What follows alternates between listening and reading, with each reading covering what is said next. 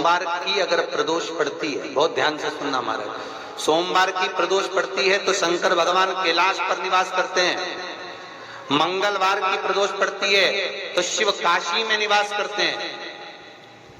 बुधवार की प्रदोष पड़ती है तो शिव रजत भवन में निवास करते हैं।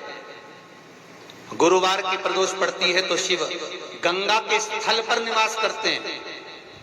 शुक्रवार की अगर प्रदोष पड़ती है तो शिव नीलकंठ पर विराजमान होते हैं।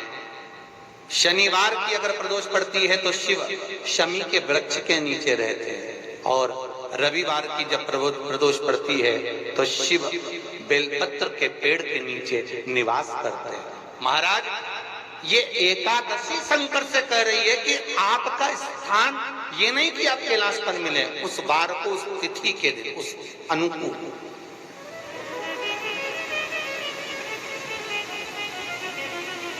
हमारे यहाँ कहते हैं सोमवार की जो प्रदोष पड़ती है वो इच्छा पूर्ति करती है।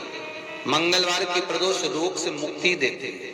बुधवार की प्रदोष कामना की पूर्ति करती है। गुरुवार की प्रदोष शत्रुओं का नाश करती है। शुक्रवार की प्रदोष सुख और शांति देती है। शनिवार की प्रदोष संतान का सुख देती है। और रविवार की प्रदोष जो काम दुनिया में कोई नहीं कर सकता वो अचूक फल की प्राप्ति रविवार की प्रदोष करा देती है। महाराज, ऐसी प्रदोषों का नियम वर्णन किया चाहिए। भगवान कहते ठीक है, तू थोड़ी देर खड़ी हो।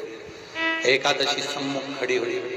पार्वती जी ने जिस अंगुष्ठ का जल पीने के लिए लिया था हाथ में, बस पीने ही वाली थी, शंकर भगवान ने वही हाथ में जल लेकर एकादशी के हाथ में उसको देकर कहा, ले, ये मेरे द्वारा निर्मित एक व्रत है जिसे त्रयोदशी के दिन तूने मांगा है, मैं तुझे देता हूँ। आज इस व्रत का फल मैं तुझे प्रदान करता हूँ। अब तू जिस जीवात्मा को लेकर जाएगी उसका पाप प्रबल नहीं होगा। किसी स्त्री, पुरुष, बालक, बुजुर्ग जो भी होगा जिसने प्रदोष का व्रत करा होगा, वो जीवात्मा को तू किसी फल की कामना से नहीं, स्वतः ही लेकर चली जाए। उसमें कोई कामना नहीं है। बन सके जीवन में 11 प्रदोष या 26 प्रदोष करने के बाद आप उसका उद्यापन कर विराम भी दे सकते।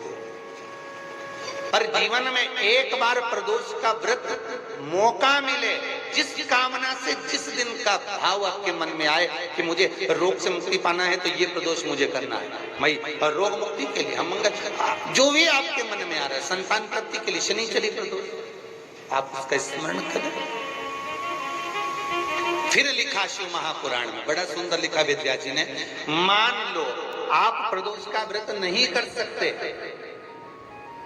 आप अगर व्रत नहीं कर सकते तो प्रदोष के दिन, प्रदोष काल में शाम का समय सूर्यास्त का कुछ पल, कुछ घड़ी के पहले से लेकर बाद तक का प्रदोष काल के अंतर्गत आप शंकर जी के मंदिर में जाकर 1 लोटा पानी, 5 बेलपत्र भी अगर समर्पित करते हैं तो संपूर्ण प्रदोष का फल आपके भाग्य में प्रबल हो जाएगा।